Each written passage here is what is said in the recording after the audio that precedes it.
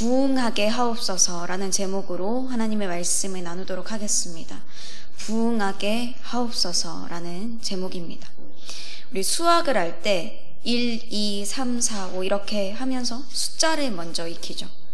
그리고 더하기, 빼기 이렇게 순서로 익히고 또 구구단을 배워서 곱하기를 하고 그런 식으로 점차 공식들을 익혀나갑니다.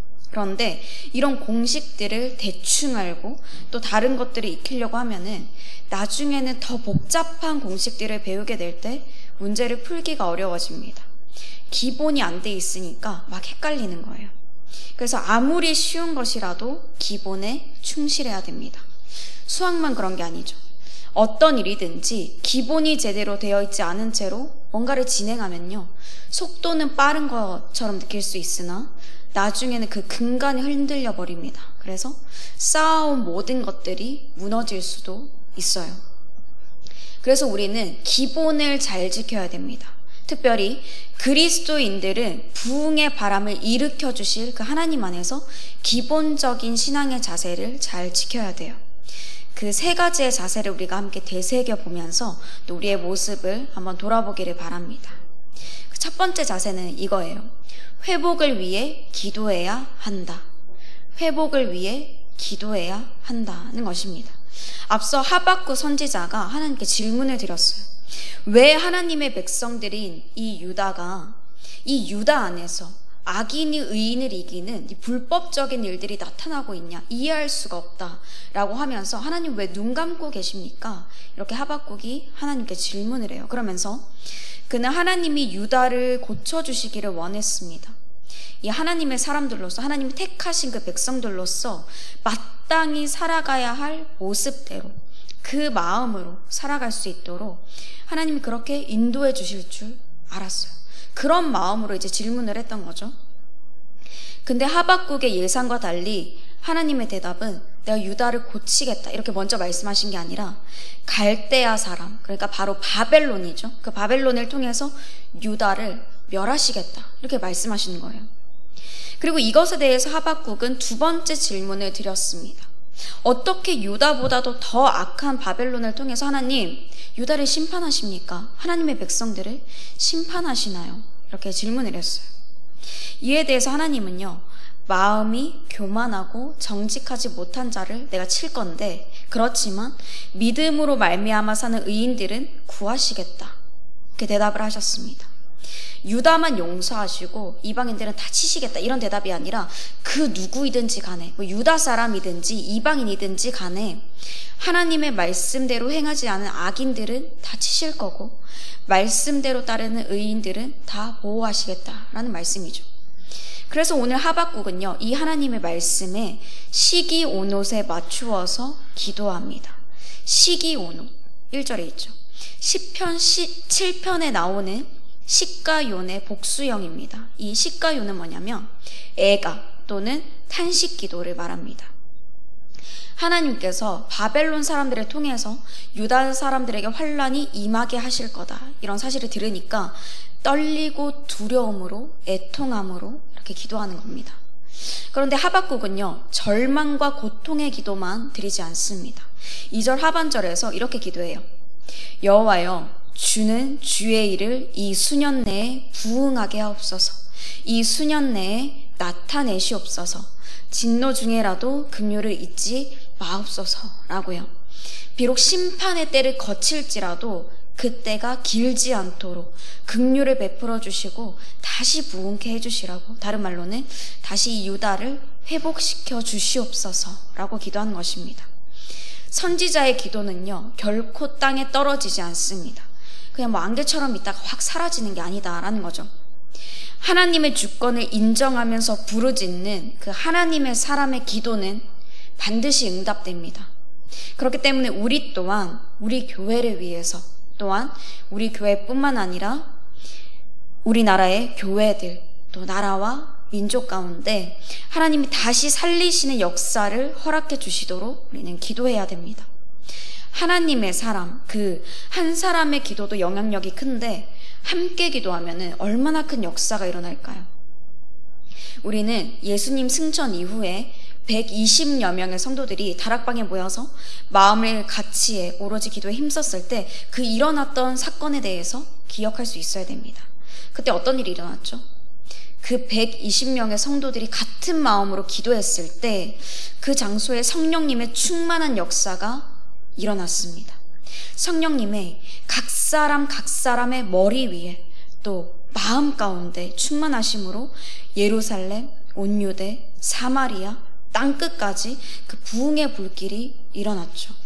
그 역사가요, 지금 이 자리에 모여 기도하는 우리를 통해서 또 우리 대한민국의 교회들에도 또 우리나라에도 일어나게 될 줄을 믿습니다. 우리에게 이 능력이 있다는 것을 우리가 믿고 기도해야 됩니다.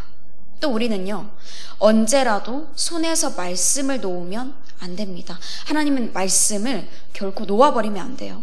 말씀을 읽으면서 하나님이 하신 일들을 되새겨야 해요. 이게 두 번째 말씀입니다.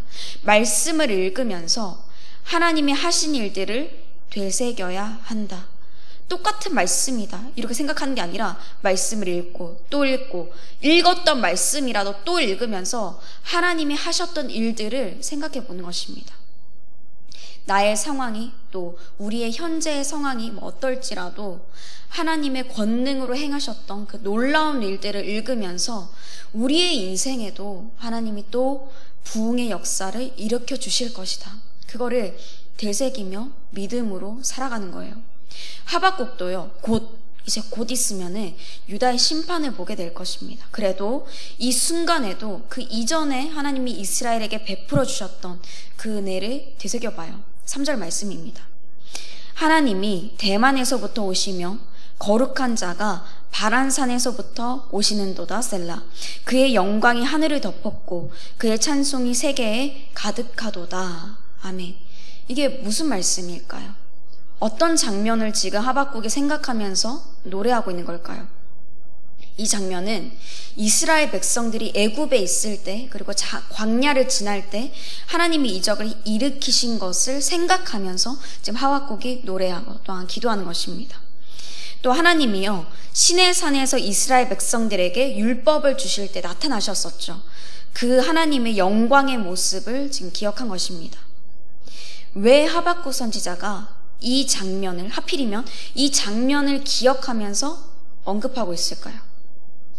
이전에 이 강대한 애굽을 완전히 멸하신 그 하나님께서 또 이스라엘 백성들을 약속의 땅인 가나안으로 이끄신 하나님께서 지금도 바벨론으로부터 이스라엘을 회복의 길로 인도하여 주실 수 있는 분이다 라는 것을 고백하고 있는 것입니다. 성령은요, 여러 지역 또 다양한 나이대 많은 사람들의 손으로 쓰였고 아주 오래전부터 쓰였던 것입니다. 그런데 그 근본은 성령님의 감동으로 된 것이기 때문에 하나님의 말씀을 우리가 읽을 때 그 예전의 일들은요, 지금 이 자리에서 현재의 일이 됩니다. 여러분, 이 사실을 믿으시길 바랍니다. 실제가 된다는 거예요. 실제가. 그 옛날의 일이 옛날의 일로 끝나는 게 아니라 내 삶에, 우리의 삶에 실제가 된다라는 것입니다. 말씀을 잊고 살아가는 사람들에게는 희망이 보이지 않아요. 절대 보이지 않습니다. 그런데 말씀을 기억하는 사람에게는 성령님의 감동으로 된 그 말씀이 희망이 되고 반드시 회복의 역사가 일어납니다. 그래서 우리는 아무리 바쁘더라도, 너무 바쁘더라도 아주 잠깐이라도 하나님의 말씀을 읽을 시간을 내야 됩니다. 의지적으로 내야 돼요. 말씀이 우리를 살리고 말씀이 희망을 되새기게 하며 하나님의 약속대로 우리 삶의 실제가 되게 하십니다. 성령님이 역사해 주시는 거예요. 그 살아있는 하나님의 말씀이 우리 각 사람 가운데 있어서 회복의 은혜가 실제가 되는 그런 놀라운 일이 일어나게 되기를 소망합니다. 마지막으로 우리는 이것을 믿으며 하나님을 찬송해야 됩니다. 이것이 뭐냐면 하나님을 믿는 거예요. 믿음으로 하나님을 찬송해야 됩니다. 마지막 주제입니다. 믿음으로 하나님을 찬송해야 됩니다. 하박국 선지자에게 말씀하신 이 진노의 때가 다 끝나면 하나님은 이스라엘을 부흥하게 하십니다. 다시 살게 하십니다. 하박국 2장 14절 말씀입니다. 이는 물이 바다를 덮음같이 여호와의 영광을 인정하는 것이 세상에 가득함이니라. 아멘. 수적인 부흥보다 더 중요한 것은 영적인 부흥입니다. 하나님의 영광을 보여주신다는 말씀의 약속을 믿고 하나님을 찾는 그리스도인들이 찬송할 때 성령님은 우리로 현재의 고난과 고통을 능히 이길 수 있도록 인도해 주십니다. 마음의 기쁨과 은혜가 충만하도록 그렇게 인도해 주시는 거예요. 성도 여러분, 우리가 아무리 부정적인 것을 막 생각하지 말자, 좋은 것만 생각하자, 이렇게 사람의 의지로 할지라도 그게 한계가 있습니다. 또다시 내 눈에는 부정적인 것들이 보이니까 또 안 좋은 것들이 지금까지 살아오면서 안 좋았던 그 기억들이 또 떠오르니까 막 또 걱정하고 낙담하고 안 좋은 생각을 하게 됩니다. 그러니까 걱정될 때, 힘들 때 무엇을 해야 되냐면 우리는 하나님을 찬양해야 되는 것입니다. 걱정은 멈추고 바로 하나님께 그 시선을 돌려서 찬양하는 거예요. 하나님은요, 야, 너희가 걱정하고 또 걱정해라. 눈에 뭔가 안 보이니까 아무것도 안 이루어졌으니까 안 좋은 것들을 생각해라. 절대 그렇게 하실 분이 아니죠. 그런 생각이 든다면 그거는 사탄의 속임수입니다. 우리의 아버지 하나님, 우리 가운데 성령님을 보내주신 여호와 하나님께서는 눈에 보이지 않을지라도, 무언가 이루어지지 않은 것 같을지라도 기뻐하고 찬양하라. 내가 이미 주었으니 자유하라. 그렇게 말씀하십니다.